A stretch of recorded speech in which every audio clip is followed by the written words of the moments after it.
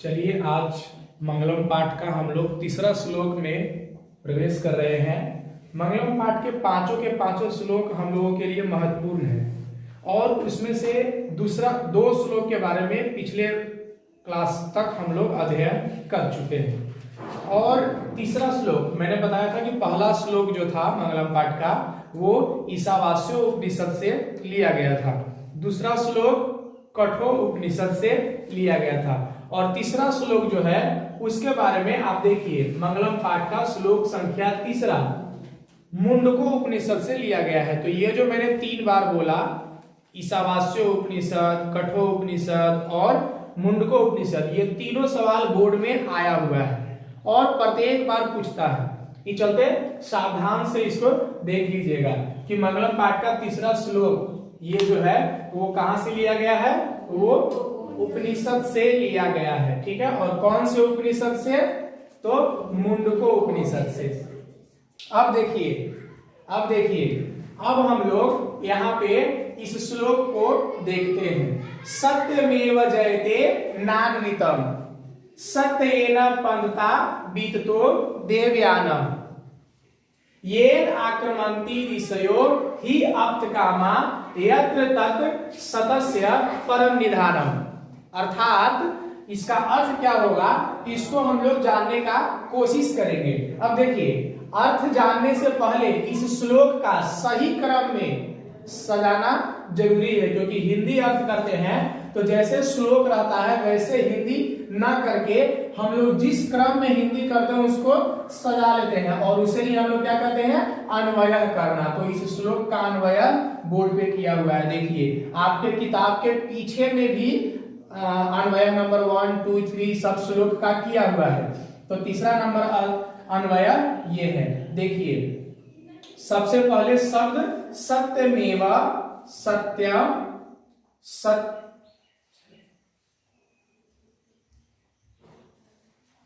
सत्यमेव, इसका संधि विच्छेद देखिए, सत्यम जोड़ एव, यहां क्या हो जाएगा, सत्यमेव, सत्यम जोड़ सत्यम जोड़ेव, तो यहां हो गया सत्यम एव जयते अन्वितम न का मतलब नहीं। ठीक है, अन्वितम इस सब का अर्थ लिखेंगे, ये अन्वय कर लिए। अब देखिए अब किसका यूज हुआ है, सत्येन एव। अब देखिए यहां से चेंज होगा, पोजीशन थोड़ा बहुत चेंज होगा। देवयानम पहले आया है, उसके बाद पंथा, उसके बाद बीतता, अपने मन से ब्रैकेट में लिखा गया है वर्तते। अब देखिए यहां से येन, यहां देखिए लिखा हुआ है येन, उसके बाद ये वाला शब्द है कहा गया, ये अंतिम वाला शब्द येन के बाद सॉरी यहां पे हो जाएगा ना ये ही, येन के बाद ही, यहां से ही, उसके बाद यहां से अप्तकामा और फिर देखिए यहां से छुपा हुआ है ऋषय। तो देख रहे हैं कि इस श्लोक में जो शब्द है अन्वय करने के दरमियान वो आगे पीछे होते हैं। अब देखिए येन के बाद क्या आया है, ही, यहां से ही, उसके बाद अप्तकामा के बाद ऋषय, इसमें से आया है ऋषय, उसके बाद तत्, उसके बाद यूज हुआ है तत्, और उसके बाद सत्यम, आक्रमंती। देखिए कहीं ना कहीं आक्रमंती होगा और वो कहां पे होगा, तो संधि विच्छेद करेंगे तो उसमें भी पता चल जाएगा आक्रमंती कहां पे है। ठीक है, देखिए यहां पे लिखा होगा, यह देखिए संधि विच्छेद किया हुआ, इसका मतलब इसमें है येन जोड़ आक्रमंतया जोड़ ऋषया, येन जोड़ आक्रमंती जोड़ ऋषया, यहां से है। तो ये देखिए यहाँ पे आक्रमंती लिया गया, उसके बाद यत्र, उसके बाद सतस्य,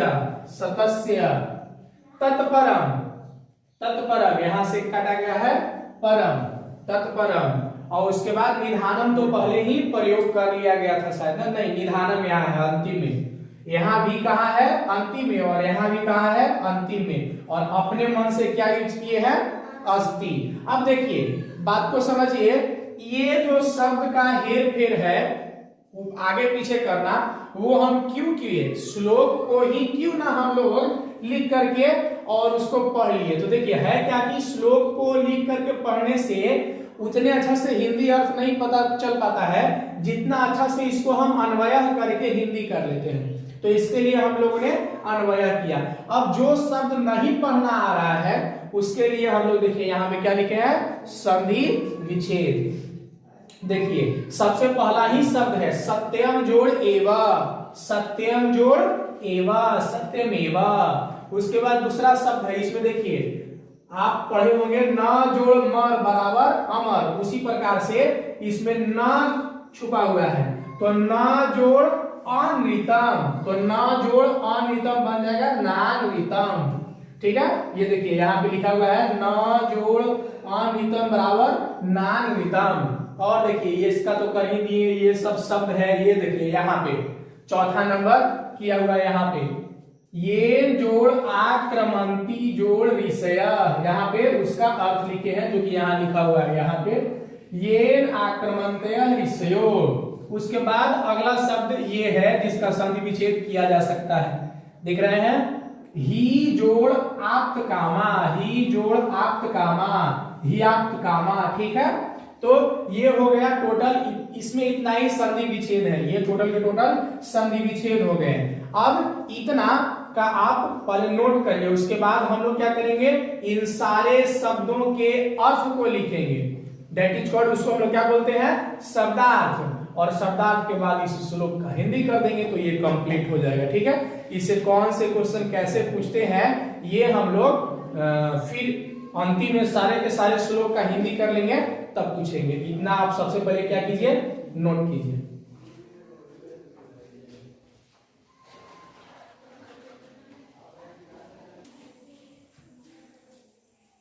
देखिए अब हम लोग शब्दार्थ लिख रहे हैं, अर्थात जो श्लोक लिखे हैं उस श्लोक का शब्दों का अर्थ लिख रहे हैं, अर्थात शब्दार्थ लिख रहे हैं। तो आपको पता है इस बोर्ड पे लिखी गई सारी के सारे सारा जितना भी शब्द है उन सारे शब्द के अर्थ को अच्छे से समझना होगा। अब देखिए सबसे पहला शब्द देखिए यहाँ लिखा हुआ है सत्येना, सत्येना बालकेना, तो बालक का तृतीय विभक्ति एक वचन बालक के द्वारा, तो सत्य का सत्येना, तो सत्य से या सत्य के द्वारा। ठीक है, अब देखिए एवा का मतलब एक अव्यय शब्द है जिसका अर्थ होता है ही। जयते अगला शब्द है जयते, जयते का मतलब क्या होता है, विजय होती है या जीत होती है, जयते। ठीक है ना, जय जय मतलब विजय। अनृतम, अनृतम देखिए इसके बाद में एक शब्द है न का मतलब नहीं होता है, और अनृतम, अनृतम का मतलब होता है झूठ या मिथ्या, उसको बोलते हैं झूठ या मिथ्या। अब देखिए देवयाना, देवयाना मतलब देवलोक, ठीक है ना, देवता का घर या देवलोक उसको बोलेंगे।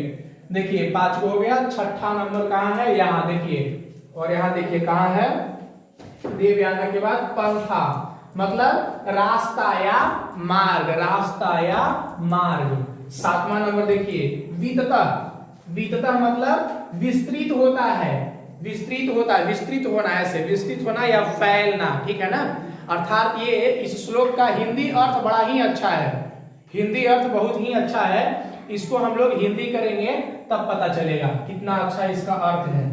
चलिए वितता के बाद देखिए यहाँ पे वर्तते का मतलब पिछले क्लास में भी हम लोग पढ़ चुके हैं है, और ये देखिए ये जो हम लोग ये याद किए हैं उसमें तृतीय विभक्ति जैसे स तो ते तम तो तान तेन तभ्याम तय, उसी प्रकार से इसका भी चलेगा, ये यम यान, ये तृतीय विभक्ति एक वचन, से द्वारा का भाव रहेगा, तो यह का जो या जिस अर्थ होता, यह का जो या जिस अर्थ होता है, तो जिससे या जिसके द्वारा। अब देखिए 9वां नंबर आप्त कामा, 9वां नंबर आप्त कामा, आप्त कामा का मतलब ऐसा व्यक्ति जो मेहनत करता हो, संघर्ष करता हो और उसके अंदर कोई लालच न हो, सीधे वो उसका एक ही मोक्ष हो कि मुझे ईश्वर के पास जाना है, अर्थात मोक्ष के इच्छुक व्यक्ति को आप्तकामा बोलते हैं। और वैसे लोग में कौन आ जाएंगे, तो यहाँ देखिए ऋषय अर्थात संत लोग या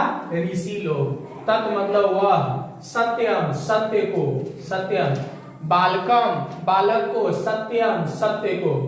ठीक है, अब देखिए इसके आगे मैं इसको मिटाता हूं, तब तक आप लोग इतना लिखिए। मिटाने के बाद 2-3 अर्थ और बच गए हैं, ये 2 3 और ये, तो 4 अर्थ बच गए हैं। इसको जल्दी से उतारिए, उसके बाद यहाँ पे हम लोग लिखेंगे 4 अर्थ को, और इस श्लोक के अर्थ को फिर हम लोग हिंदी अर्थ कर लेंगे। इन सारे शब्द के अर्थ को लिखने के बाद ये आप लिख लीजिए, उसके बाद यहाँ पे मैं 4 को जो बच गया है वो मैं लिखा देता हूं।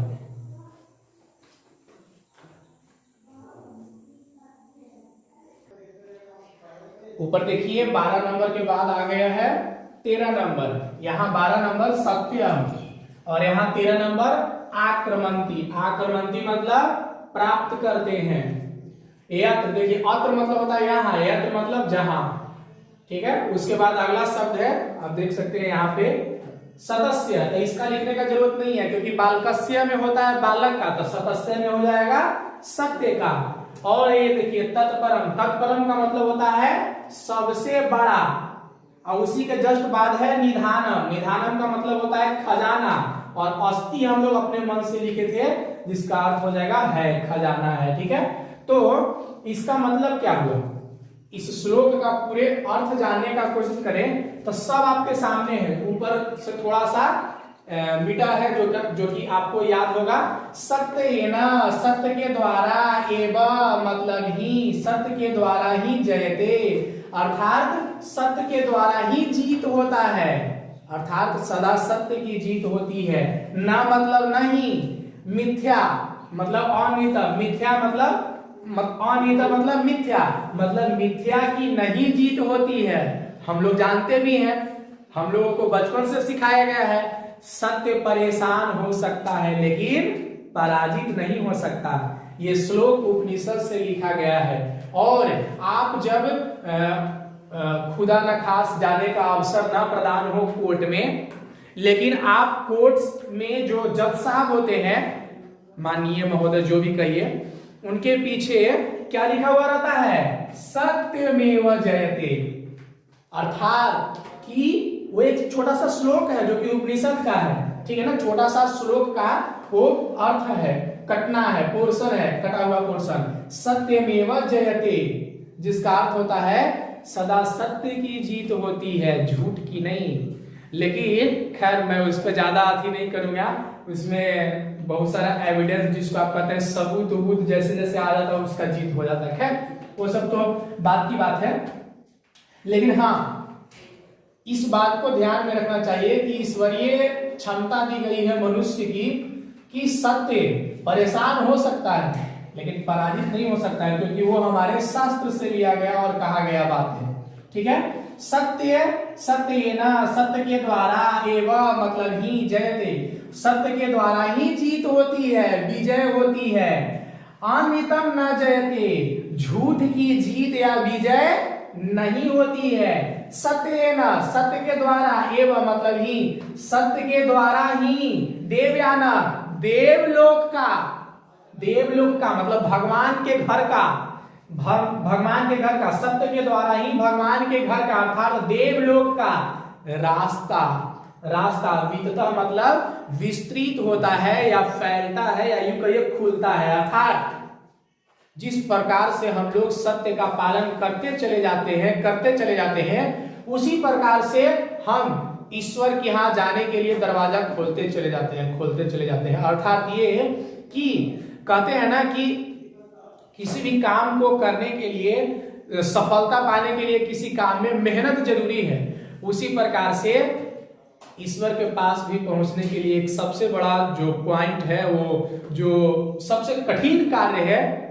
जो कि सत्य के रास्ते पे चलना, और सत्य के रास्ते पे चलेंगे तभी हम देवलोक पहुंच सकते हैं, अर्थात भगवान जी के घर पहुंच सकते हैं। ठीक है ना, अब देखिए वितता, क्यों? क्योंकि सत्य के द्वारा ही किसका रास्ता फैलता है? देवलोक का, अर्थात देवयाना, देवलोक का अर्थात भगवान के घर का। ये जिससे आप्त कामा, देखिए कितना मतलब शब्द के अर्थ को लिख लेने के बाद कोई भार नहीं है। जिससे या जिसके द्वारा, अगर कोई व्यक्ति सत्य को प्राप्त कर लिया या सत्य के मार्ग पे चलना शुरू कर दिया, आप क्या देखते हैं? उसके द्वारा मतलब सत्य को प्राप्त करके सत्य के द्वारा मोक्ष के इच्छुक व्यक्ति, अर्थात जो ईश्वर के यहाँ पहुंचना चाहता है, सारे व्यक्ति का मोक्ष या इच्छा क्या होता है अंदर से? हम परम पुरुष परमात्मा के छोटा सा अंश के रूप में हमारे अंदर शरीर में आत्मा दी गई है, और वो सारे के सारे आत्मा का मुख्य लक्ष्य ईश्वर के पास पहुंचना है। तो आप देखिए कि हम लोग जो है मेहनत करते हैं, संघर्ष करते हैं, और कहते हैं ना, जिसकी जैसी मेहनत और कुछ पहचान होता है, समाज में कुछ अच्छा करके जाता है, उसको ईश्वर का घर प्राप्त होता है, जिसको कहते हैं स्वर्ग लोक। मोक्ष के इच्छुक व्यक्ति अर्थात मोक्ष की कामना रखने वाले, ईश्वर के यहाँ जाने के लिए इच्छुक रखने वाले कौन लोग? संत लोग या ऋषि लोग। हमारा जो देश है वो कहा ही जाता है?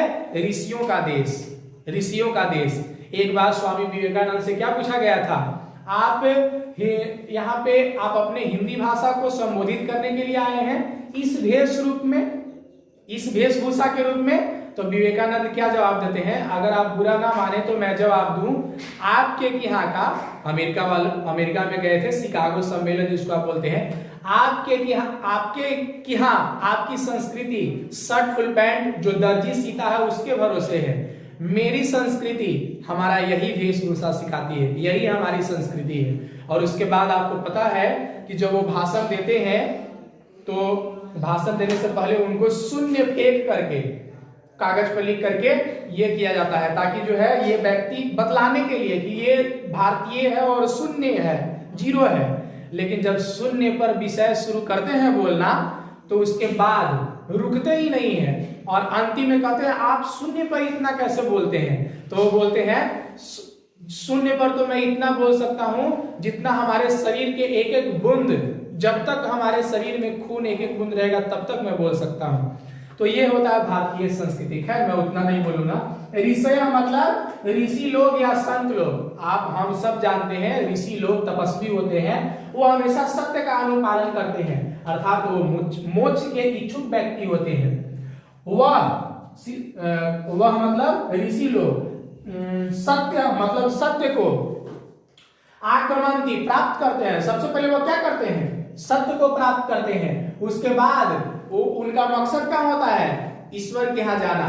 तो तत्र मतलब यत्र मतलब जहां, तत्पर मतलब सबसे बड़ा, निधानम मतलब निधानम अस्ति मतलब खजाना है। वो जानते हैं कि अगर मैं एक बार ईश्वर के पास चल गया तो वो वहां सत्य का सबसे बड़ा खजाना है। तो मोक्ष के कामना रखने वाले ऋषि लोग, संत लोग सत्य के कारण ही देवलोक जाते हैं, अर्थात सत्य के कारण ही कोई भी व्यक्ति, ऋषि, अगर हम लोग सत्य को प्राप्त करके सत्य के मार्ग पे चल के और आगे बढ़ना चाहें तो हम लोगों के लिए भी ईश्वर का दरवाजा खुल जाता है। ठीक है ना? तो मोक्ष के कामना रखने वाले ऋषि लोग, तत् मतलब वह सत्य के कारण ही, अर्थात सत्य को प्राप्त करके ही कहां जाते हैं? ईश्वर के घर जाते हैं, देवलोक जाते हैं, जहां सत्य का क्या है? सबसे बड़ा खजाना है। ठीक है, मैं फिर से एक बार बोल देता हूं, सत्यमेव जयते अनितम न, सत्य की ही जीत होती है, असत्य या झूठ या मिथ्या की नहीं। सत्येन एवं, सत्य के द्वारा ही देवयान मतलब देवलोक का रास्ता, पंथा मतलब रास्ता, वितता मतलब विस्तृत होता है या फैलता है, वक्ते मतलब है ये, जिसके द्वारा मोक्ष के कामना रखने वाले ऋषि लोग, मोक्ष के कामना रखने वाले ऋषि लोग उसे प्राप्त करके, अर्थात सत्य को प्राप्त करके, आक्रमंती मतलब प्राप्त करते हैं, और उसके बाद वो कहां जाना चाहते हैं? जहां सत्य का सबसे बड़ा खजाना है, जहां सत्य का सबसे बड़ा खजाना है, अर्थात ईश्वर के पास जाना चाहते हैं। तो अब आप इसको लिख लीजिए, जो कि लिख लिए होंगे, इतना दूर लिखना है, जल्दी से लिख लीजिए। उसके बाद मैं अन्वय के बाद शब्दार्थ लिखा दिया, शब्दार्थ के बाद अब इस श्लोक का हिंदी जो मैं बोला, आप चाहे तो अपने से भी लिख सकते हैं, क्योंकि मैं इसका हिंदी अर्थ बता दिया, ऐसे मैं बोर्ड पे लिख देता हूं तो ये श्लोक कंप्लीट हो जाएगा। ठीक है, तो इसको लिखिए जल्दी से।